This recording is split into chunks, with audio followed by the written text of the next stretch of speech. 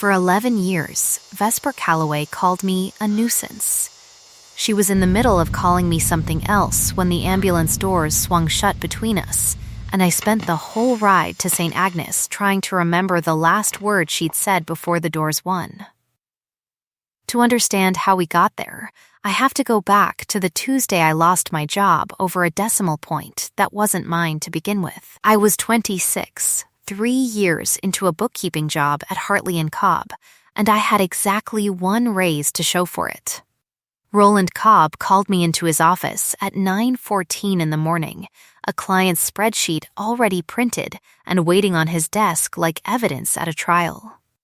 A supplier invoice had posted twice, $41,000, doubled by someone else's fat thumb on a keyboard 3 weeks before I ever touched the file.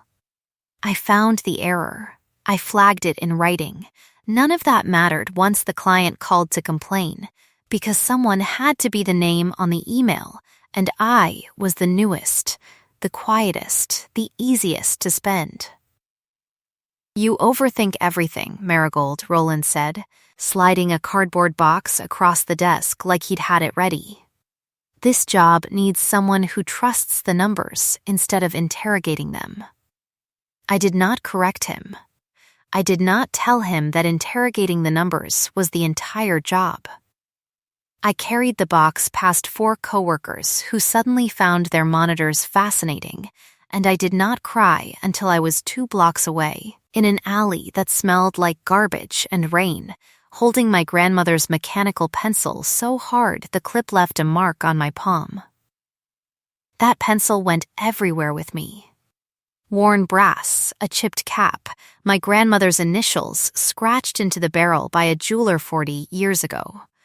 It was the only inheritance she'd left that hadn't been sold to pay for her funeral, and I used it the way other people use worrystones, turning it over and over when a room got too loud for me to keep up with out loud.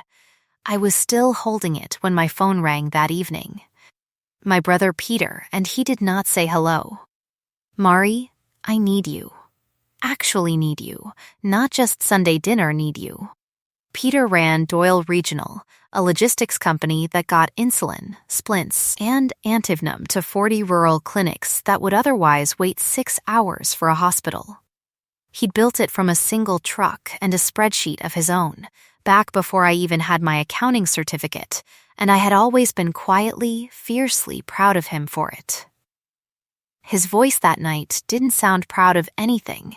It sounded like a man standing on ice that had already started to crack. "There's money missing," he said. "A lot of it. The bank's auditor comes Friday, and if I can't explain the gap, they pull our line of credit. No line of credit. No trucks. No trucks, no insulin gets to Route 9 by Thursday. I need someone who can read a ledger like it's confessing something." "Peter, I just lost my job an hour ago." "I know," he said, and something in his voice cracked further. "I already called in a favor. Someone's going to want you there tomorrow morning. 40 stories up. Bring the pencil." My stomach dropped before he even said the name, because there was only one person in either of our lives who lived 40 stories up, and I had spent 11 years perfecting the art of not thinking about her. Vesper Calloway had been Peter's roommate at university, and by the time I was 15, she was already a fixture at our kitchen table on holidays, cold and precise in a house that ran on noise. I remember spilling coffee down the sleeve of her blazer once, mortified, apologizing in a stammer, and she'd looked at the stain like it was a data point rather than an accident. "You're a nuisance," she'd said. "Has anyone told you that?" Nobody had, until her.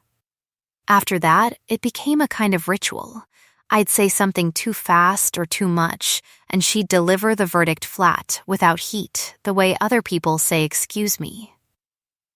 By the time I was 20, standing at Peter's graduation in a dress I'd saved 3 paychecks for, she looked through me like I was a pane of glass someone had forgotten to clean.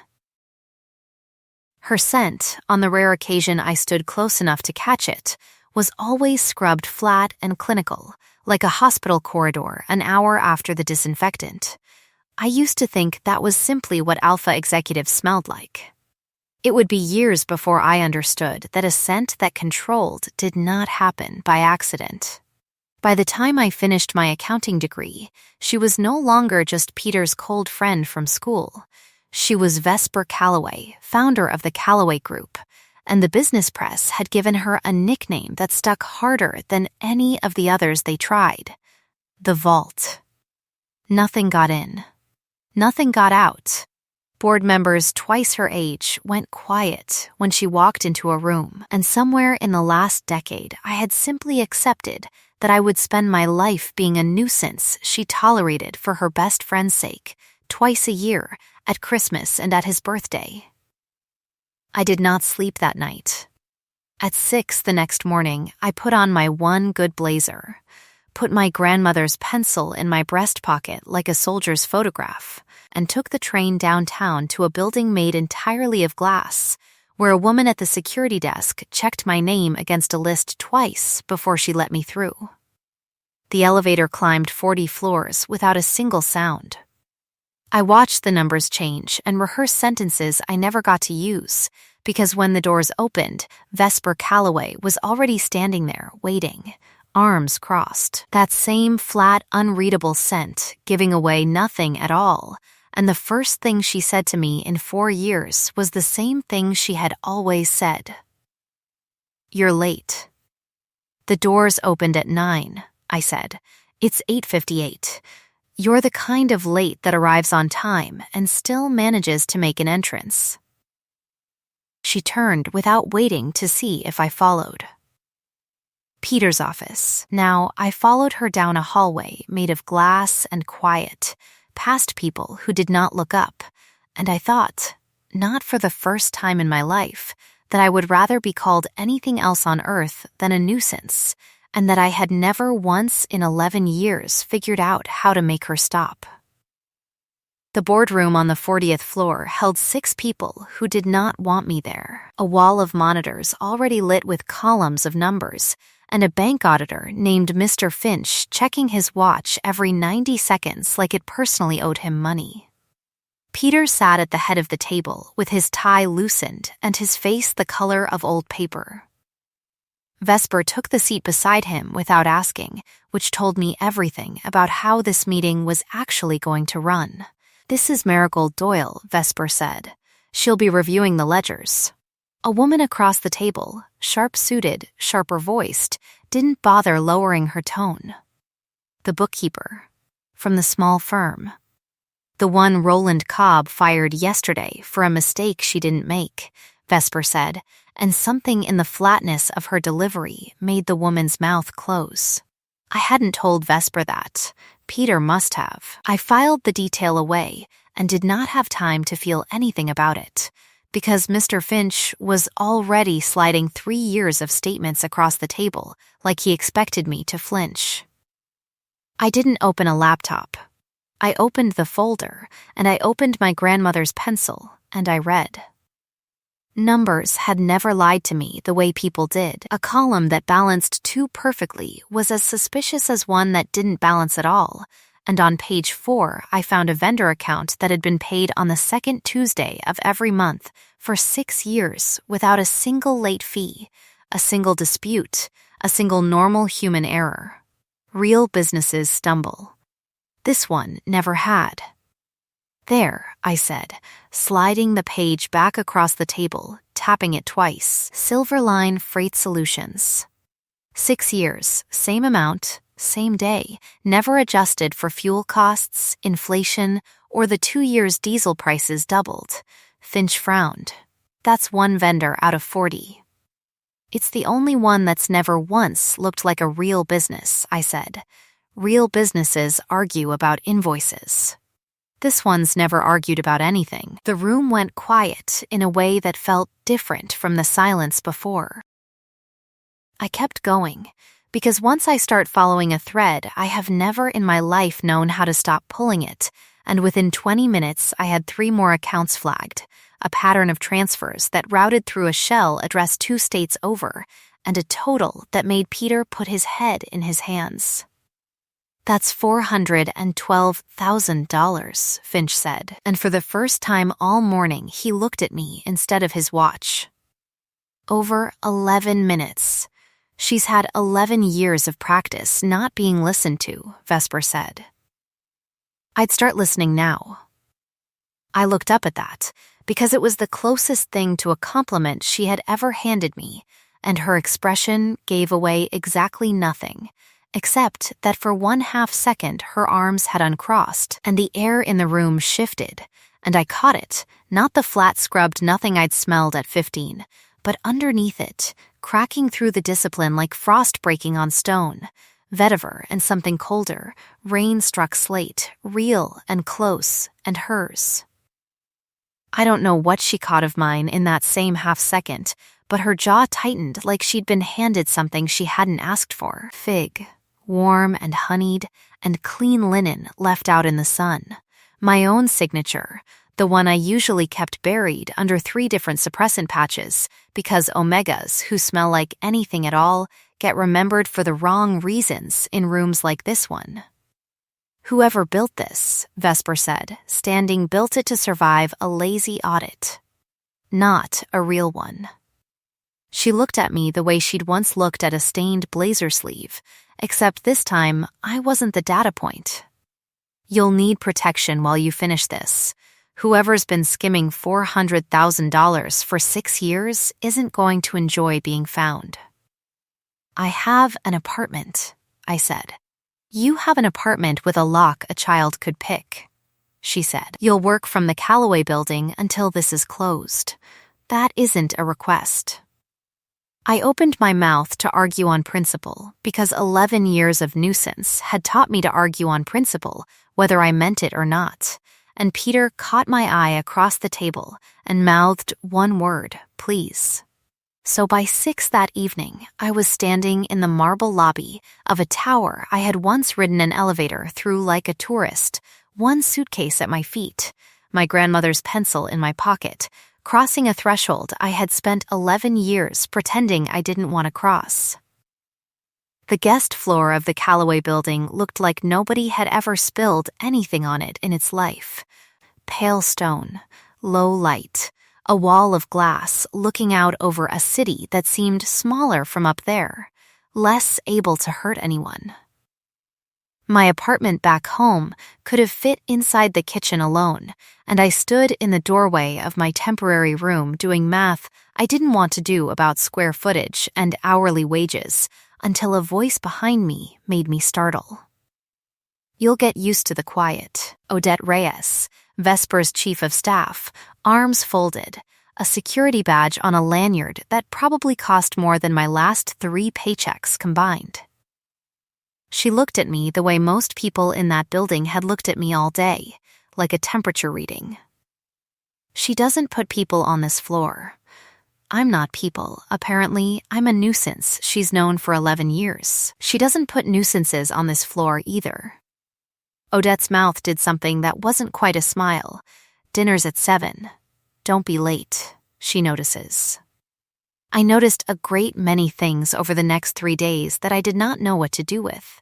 The kitchen, fully stocked, somehow contained fresh figs and a jar of rosemary honey I hadn't seen in a store in years, the exact ingredients of a hand pie my mother used to make before she died, a recipe I hadn't mentioned to a single soul in that building.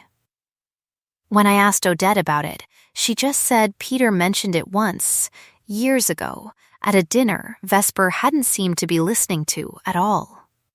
I filed that away too, next to the detail about Roland Cobb, next to a growing pile of evidence that the woman who called me a nuisance for 11 years had apparently been paying a different kind of attention the entire time.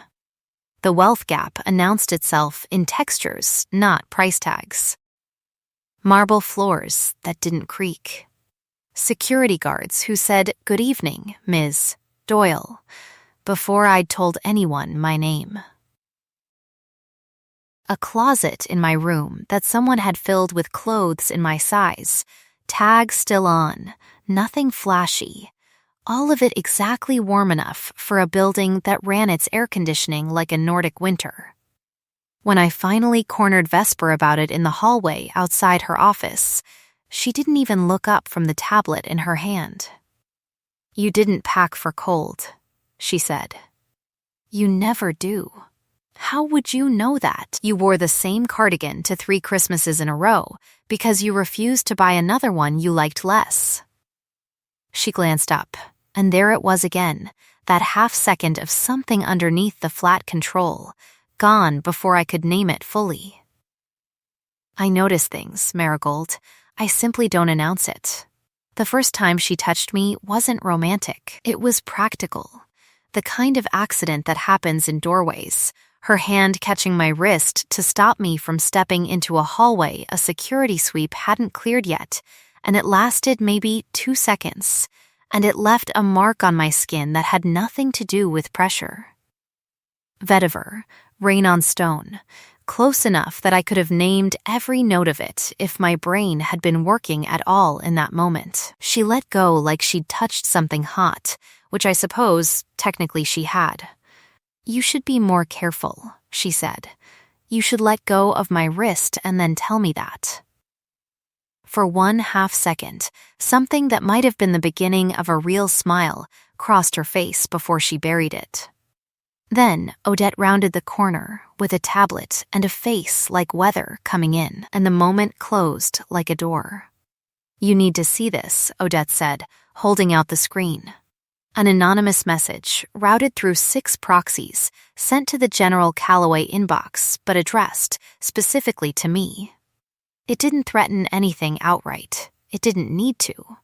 It simply contained a photograph of my grandmother's pencil sitting on the nightstand of my old apartment, taken through a window I'd always assumed was too high up to see into.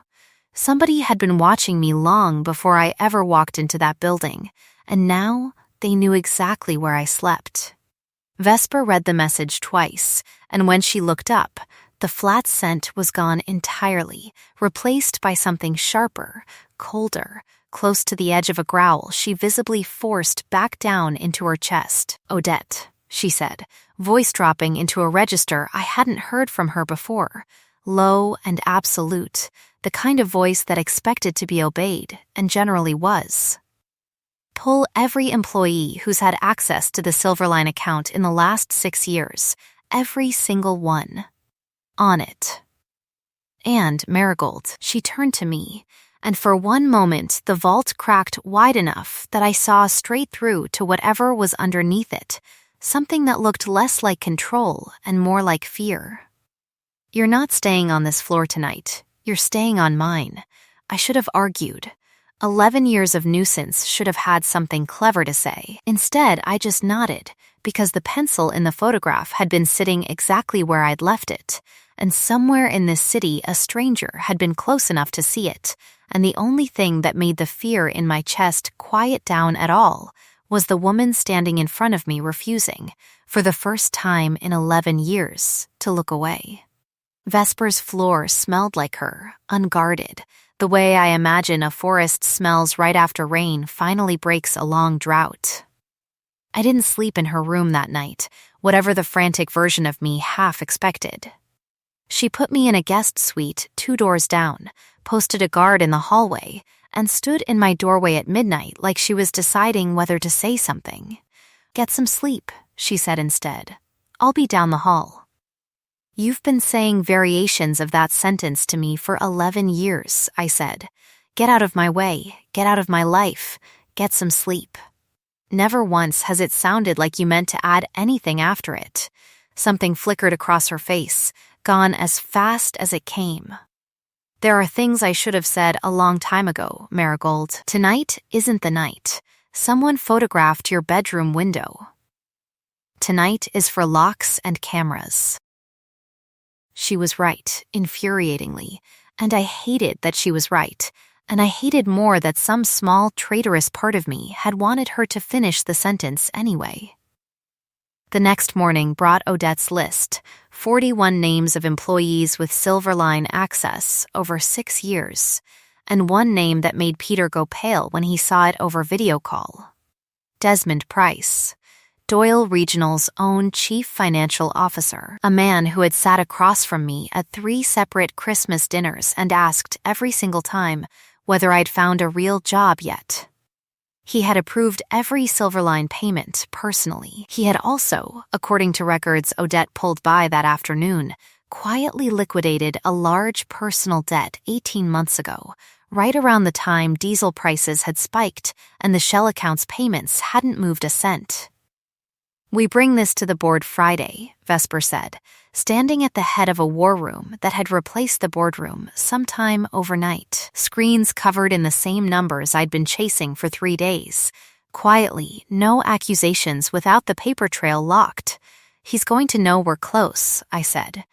"People like that always know." I was right, and I hated that too. Desmond Price requested an emergency meeting with the full board that same afternoon, and when I walked into the room 20 minutes late because Odette had insisted on a security sweep first, he was already standing, already pointing, already halfway through a sentence that ended with my name and the word embezzlement in the same breath. "She's had unsupervised access to those accounts for 4 days, he said, voice pitched for maximum reach, eyes flicking briefly, deliberately, to the Omega crest stitched small and standard issue on my Callaway visitor badge. An outside contractor with no security clearance, brought in by personal favor, conveniently the one person who's found $400,000 of discrepancies she can't actually prove she didn't create herself." The room went very quiet, the particular quiet of people deciding whether to believe the loudest voice simply because it was loudest. "I flagged Silverline in front of 6 witnesses and a bank auditor," I said, and my voice came out steadier than I felt. "I didn't create a Shell account. I found one." "Convenient timing," Desmond said, smiling in a way that didn't reach anywhere near his eyes. Peter Doyle's little sister, suddenly indispensable. "Careful," Vesper said, and the single word landed in the room like a dropped glass. She hadn't raised her voice at all. She didn't need to. "You're 1 sentence away from accusing the Callaway Group of incompetence in front of its own board, Mr. Price, and I promise you that is a fight you will not enjoy losing." Desmond backed down, publicly, badly, and the meeting ended with nothing decided except that the knives were now visibly out. I didn't get the full measure of what it had cost Vesper to say that until an hour later, standing outside her office door about to knock, when I heard her voice through the gap, lower, rawer than I'd ever heard it, talking to Odette. In 11 years, Odette was saying, "I have never once seen you clear your calendar for anyone. You cleared it the hour Peter said her name. That's not relevant to the case. It's relevant to you standing in a boardroom, threatening a board member over an accountant you've spent a decade calling a nuisance." A pause, the particular kind that carries weight. "You don't do that for people you don't want, Vesper. You never have." I stepped back from the door before I heard the answer, my heart doing something complicated and loud in my chest, because for 11 years I had built an entire private mythology around the idea that she looked through me, and here was proof, secondhand and unwitting, that she had never once looked through me at all. She had simply been looking away. That night, alone in the guest suite, I didn't sleep either. I sat by the window with my grandmother's pencil turning over and over in my fingers, and on the margin of a legal pad I hadn't meant to use for anything, I found myself doing what I always did when a room got too loud to keep up with out loud. I drew a bird. A small one, wings half open, the kind that travels in flocks too large to count individually and somehow never collides with itself. I'd been doing it since I was a teenager. I never told anyone why. I didn't know, that night, that Vesper had already noticed the habit years ago, on the corner of a Christmas card I'd once signed in a hurry. I wouldn't find that out until much later, when it mattered more. The storm rolled in at 11, the kind that knocks power out across half the city, and it was still going strong at 2:47 in the morning when the alarm on the guest floor went off with a sound I felt in my teeth. I counted the seconds it took Vesper to reach my door. 9. I know because I was already counting everything by then, the way I count numbers when I'm afraid, and 9 seconds was either very fast or the longest 9 seconds of my life. "Stay behind me," she said. Already between me and the hallway, her voice dropped into that same absolute register from the war room. An alpha's command, with nothing cruel in it, just certainty. "Stay down, Marigold. Now." I stayed down. Below us, 3 floors of the building had gone dark on purpose, not by storm. Security footage would later confirm 2 men in maintenance uniforms who had never once worked maintenance for Callaway Group, and they'd made it as far as the guest floor's east stairwell before Odette's team caught them at gunpoint. Nobody got hurt. Nobody but me, apparently, ever needed to be scared enough that a woman who had spent 11 years perfecting distance would put her whole body between me and a stairwell without a single second of hesitation. We didn't get power back until dawn. We spent the hours between huddled in the one interior room with no windows, blankets from a hallway closet, the building's generators humming somewhere far below, and at some point in the dark Vesper's hand found mine, not asking, just there, and I let it stay. "You didn't have to do that," I said. "Come running." "You have a security team for that." "I have a security team for buildings," she said.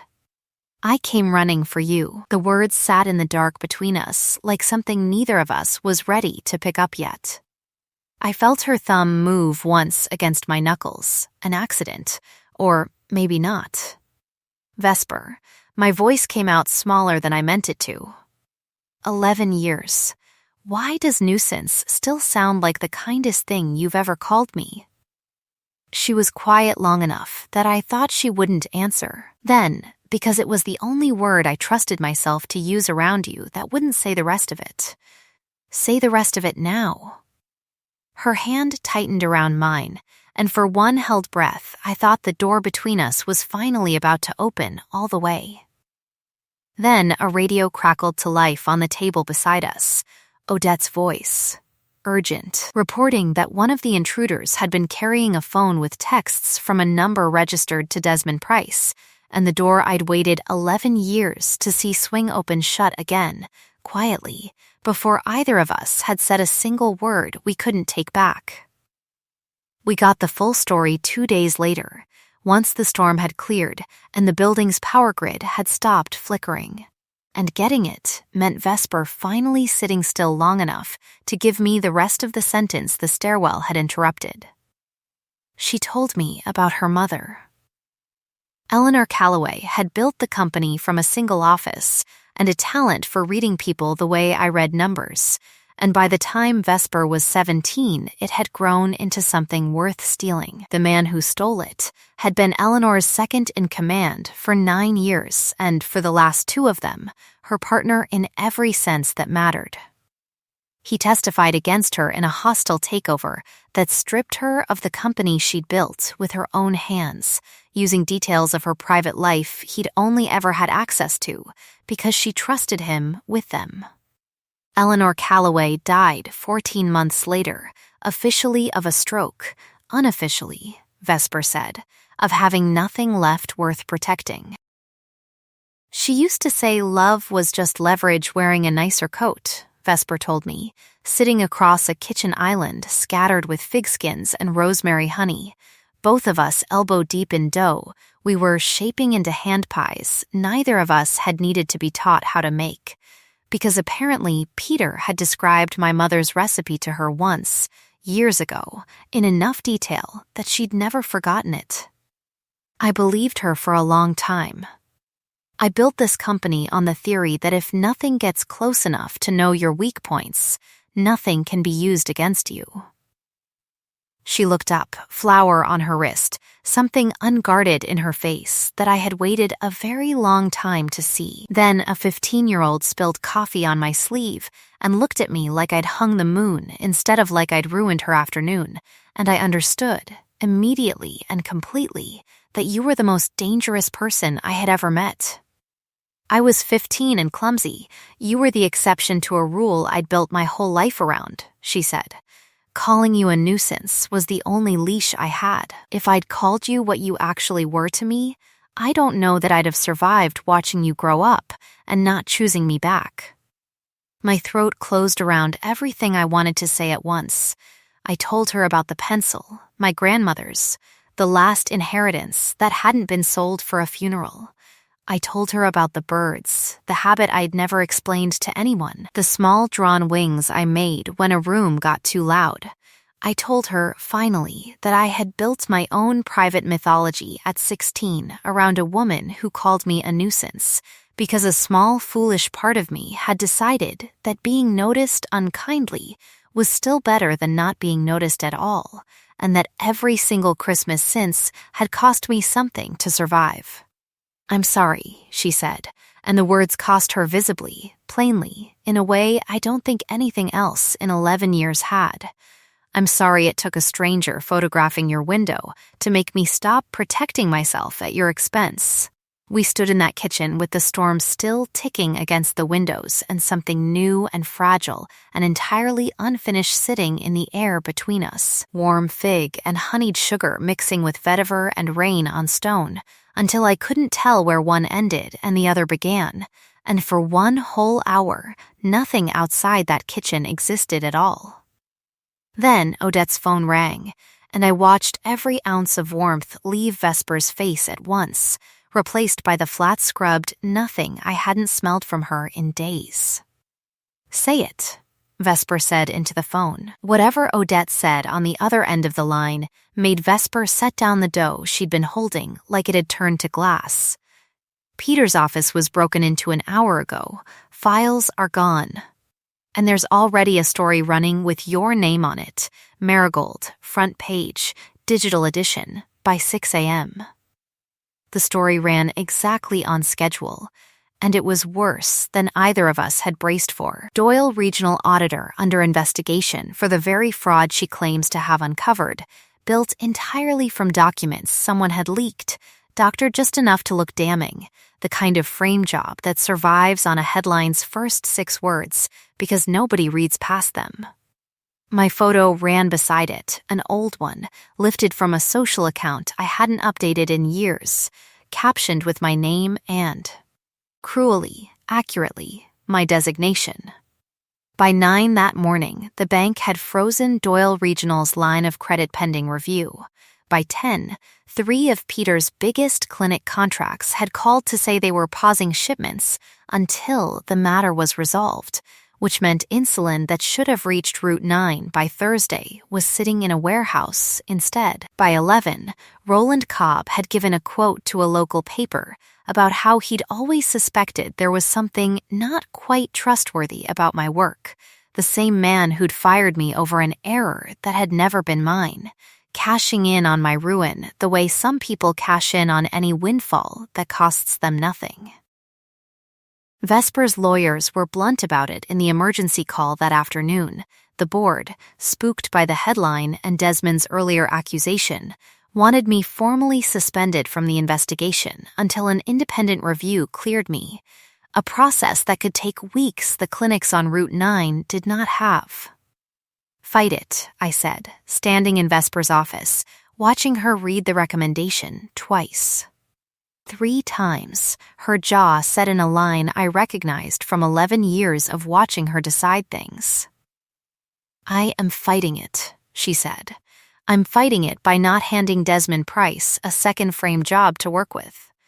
If I keep you visibly attached to this investigation while the board is this rattled, I risk the whole case collapsing on a technicality, and then he walks away clean, and Peter loses everything permanently instead of temporarily. So the answer is, I disappear. The answer is, you step back for exactly as long as it takes me to finish what you started, she said, and her voice had gone back to the flat register I'd spent 11 years learning to hate. The vault fully closed, and it landed on me like a door slamming somewhere I'd only just been let inside. This isn't 11 years ago, Marigold. This is protecting the case. It feels exactly like 11 years ago, I said. It feels like being told to make myself smaller because it's inconvenient for someone else's comfort. She didn't answer that, and the silence answered for her worse than any words could have. I packed my single suitcase that evening in the same guest room I'd unpacked it in 4 days earlier. My grandmother's pencil, the last thing I put back in my breast pocket. The fig and rosemary still faint in the fabric of the cardigan someone had bought me in exactly my size. Odette offered to arrange a car. Vesper didn't come to say goodbye at all, and somewhere in the elevator ride down 40 floors alone, watching the numbers count backward, I understood with total clarity that being called a nuisance for 11 years had hurt less than being protected into silence for one single afternoon. I went back to my old apartment, the one with a lock a child could pick, and I sat on the floor of my own kitchen with the doctored headline glowing on my phone screen, and every ledger I'd ever touched spread out around me like the wreckage of something. And I thought, this is the worst image of my whole year, this exact moment, alone with a stolen reputation and a pencil that couldn't fix any of it. I did not stay on the floor for long. Grief, I've found, gets bored of me faster than I get bored of numbers. At 2 a.m, I opened every file Odette had sent me before the suspension, the ones I technically wasn't supposed to have anymore, and I went back through 6 years of Silverline Freight Solutions the way I'd gone through it the very first day. Except this time, I wasn't looking for the pattern. I already had the pattern. I was looking for the one detail Desmond hadn't thought to scrub, because men like him always assume the trail ends where the money does, and it never does. I found it at 4:12 a.m. in the shell company's original incorporation paperwork, filed 9 years ago under a holding name Desmond had almost certainly picked without thinking twice: Starling Freight Holdings, LLC. A bird. The same shape I'd drawn in 1,000 margins since I was 16, except this time it wasn't a coping habit, it was a signature. Because the incorporation documents listed a registered agent address that matched exactly a storage unit 3 miles from Desmond Price's house, rented under his wife's maiden name. I called Odette instead of Vesper, because I still had enough hurt in me to want to prove I didn't need the second half of that decision, and Odette, God bless her, picked up on the first ring at 4:13 a.m, like she'd been waiting for exactly this call. "Send it all," she said. "And Marigold, don't go anywhere near that storage unit alone." I went anyway, 3 hours later, because the storage facility's manager had already texted Desmond twice that Peter's team had been asking questions, and I knew, with the same certainty I'd used to read that first ledger, that he would go there to empty it before anyone official arrived with a warrant. I got there in time to watch him do exactly that, a moving box in each hand, and when he saw me standing in the doorway of Unit 214, he didn't even look surprised. "You," he said. "Still following numbers you were told to leave alone. You named a shell company after a bird," I said. "You could have picked anything. Anything at all, but you didn't think anyone would ever look closely enough to notice, because nobody's ever looked closely at anything I've noticed in my entire life. Except this time, it's the thing that catches you." His face did something ugly and fast, the mask of a mildly irritated executive dropping away entirely. "You have no idea what it's like," he said, stepping closer, working 20 years under people who never once had to worry about money the way I did, watching some omega temp waltz in and get handed a security detail and a corner suite because a Callaway decided you were worth protecting. I built Silverline to survive one bad year. It became 6 good ones. You want to ruin that over a decimal point. 412,000 decimal points, I said, and I did not step back. And 40 clinics that are out of insulin because of you. He crossed the last of the distance between us fast enough that I didn't get the storage door shut in time, and his hand closed hard around my wrist, and for one long, terrifying second, the only sound in that hallway was my own pulse and his breathing and a voice, cold and absolute, arriving from the far end of the corridor like a verdict. "Let go of her," Vesper said, "or I will make sure the last thing you ever touch again is a courtroom railing." I don't fully know how she got there in the 4 minutes between my call to Odette and that hallway, whether she'd been tracking my phone the entire time or simply trusted that I would do exactly what I did. What I know is that Desmond turned, knife already drawn from wherever men like him keep one, and lunged not at me but at the alpha standing between him and the only leverage he had left, and Vesper took the blade across her forearm instead of letting it reach me, and the sound she made was small and furious and entirely without fear, and then Desmond Price was on the ground with Odette's knee in his back and a police radio, crackling somewhere close, and I was screaming for someone, anyone, to call an ambulance, because the sleeve of Vesper's coat had gone dark and wet, and she was still, even bleeding, telling me to stay behind her.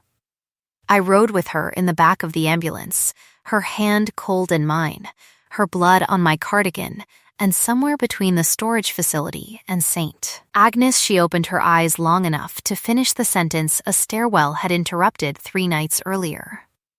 "I called you a nuisance," she said, voice thin, "because I never once, in 11 years, found a word big enough for what you actually are to me." "You're not a nuisance, Marigold. You're the only thing I've ever protected that I didn't build to be useful." Then the ambulance doors swung shut on both of us, and the last thing I remember before the sirens drowned everything else out was refusing, point blank, to let go of her hand. Vesper's forearm needed 11 stitches and a night of observation she fought against until a doctor threatened to sedate her for her own good, and I sat in that hospital room until dawn with my grandmother's pencil turning over and over in my fingers, because it was the only steady thing left in a night that had otherwise come apart at every seam. Desmond Price didn't get a hospital room. He got a holding cell, a lawyer he couldn't afford to pay for out of Doyle Regional's remaining funds, and by the following Monday, a full confession recorded by the same detective who'd read him his rights in that storage facility hallway once the physical evidence made denial pointless. He confessed to everything in front of the Doyle Regional Board, the bank's compliance officer, and because Vesper insisted on transparency as the fastest cure for a smear campaign, a small pool of press. I did it because 20 years of loyalty gets you a company car and a pension, and I wanted more than that before I was too old to enjoy it, he said, flat, unrepentant, the ugliest version of a man I'd once passed the mashed potatoes to at Christmas dinner. I picked her to frame because nobody questions when the story fits what they already assumed about an Omega who got lucky. The recording of that confession ran alongside the retraction of every false headline the following morning, and this time my photograph ran beside the truth instead of the lie. Roland Cobb, who had given a quote gleefully speculating about my trustworthiness, found his own firm's negligence dragged into the same story once Odette leaked, entirely legally. The paper trail proving he'd ignored 2 prior fraud flags I'd filed against other clients rather than investigate them properly. Callaway Group pulled every referral it had ever sent his firm within the hour. He would spend the next year explaining to increasingly fewer clients why his name kept appearing in the same sentence as a scandal he hadn't even committed. The bank restored Doyle Regional's line of credit by Wednesday. The insulin reached Route 9 4 days late, but intact, and Peter called me sobbing with relief in a way I had never once heard my steady, unshakable brother sound.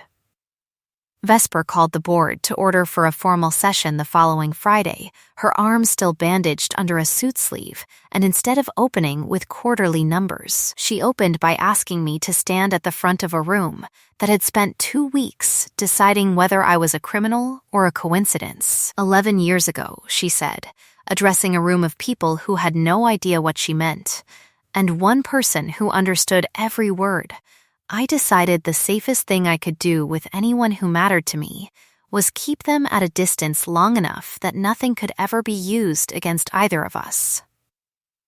I called this woman a nuisance for over a decade because it was the only word I trusted myself with. She turned, and the flat scrubbed control I had first smelled off her at 15 was entirely gone, replaced by something warm and open and, for the first time in front of witnesses, undisguised, vetiver and rain struck stone, unmistakable, unashamed. I was wrong. She is the reason this company still has a fraud division worth trusting, the reason Doyle Regional still has a line of credit, and the reason I intend, from this day forward, to stop pretending distance was ever a form of protection. The board did not know what to do with that.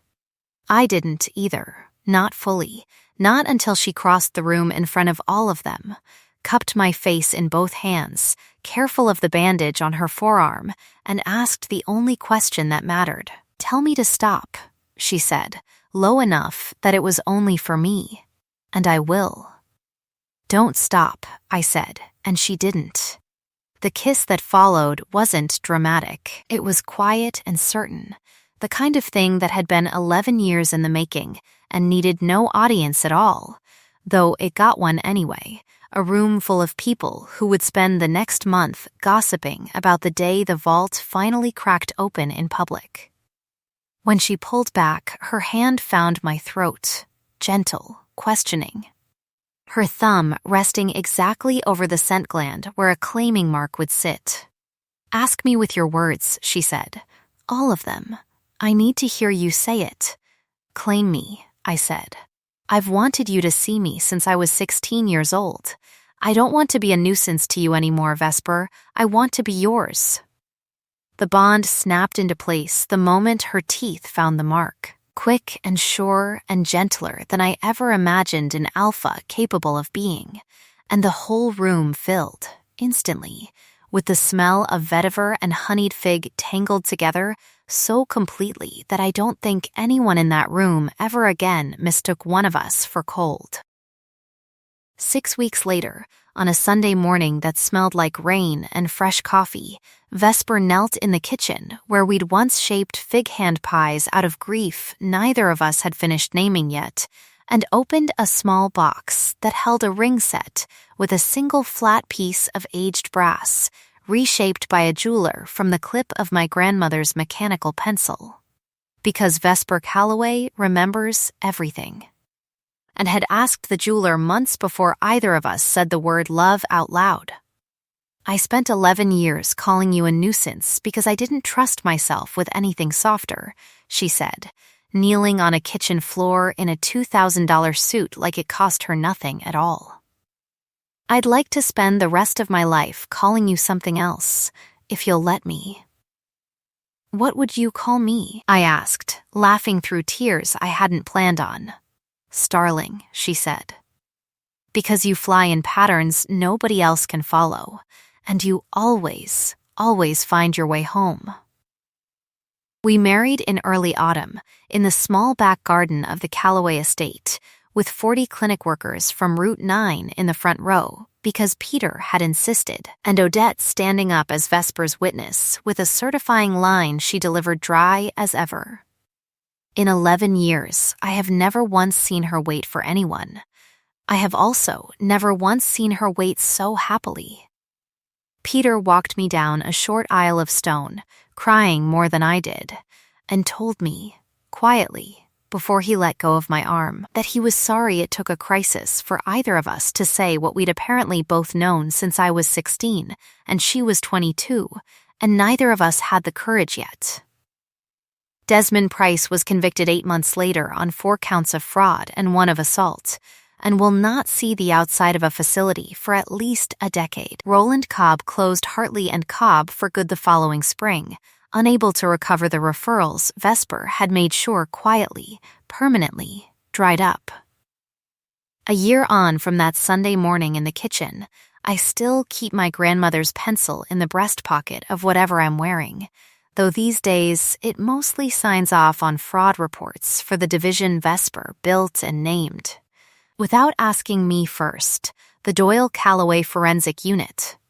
Vesper still runs an empire most people are still, quite reasonably, afraid of.